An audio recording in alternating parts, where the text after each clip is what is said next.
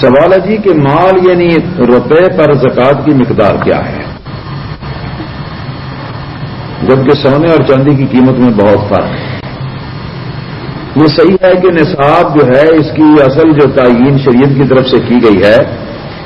تو یہ سونے اور چاندی کے ساتھ کی گئی ہے۔ اس زمانے کے اندر کرنسی تو تھی ہی نہیں، ہاں البتہ یہ کہ یہ سکے تھے اس زمانے میں، اور یہ سکے یا چاندی کے ہوتے تھے درہم، اور یا سونے کے ہوتے تھے ان کو دینار۔ تو سونے کے لیے 7.5 تولے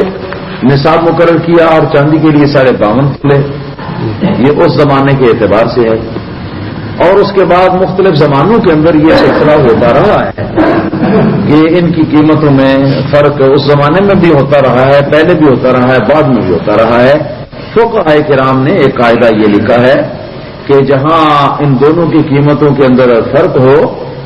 تو وہاں پر یہ دیکھا جائے گا کہ اگر سونے کی زکوٰۃ دینا چاہتے ہیں تو وہ تو سونے کے نصاب کے مطابق زکوٰۃ دیں، اگر سونا نہیں ہے نری چاندی ہے تو اس کی زکوٰۃ نری چاندی کے مطابق دیں، اگر دوسرا مال ہے یہ دونوں چیزیں ملی جلی ہیں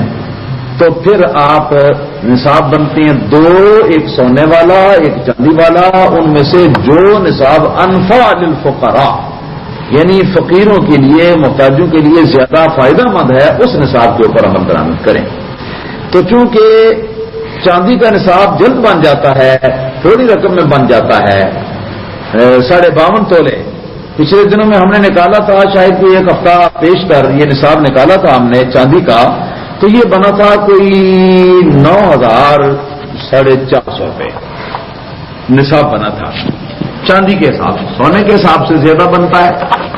تو چونکہ چاندی والا نصاب جو ہے اگر یہ مقرر رکھا جائے اور اس کی روشنی میں اس کے بعد پھر زکوٰۃ جو ہے وہ ادا کی جائے تو اس سے فقراء مساکین کا فائدہ زیادہ ہے۔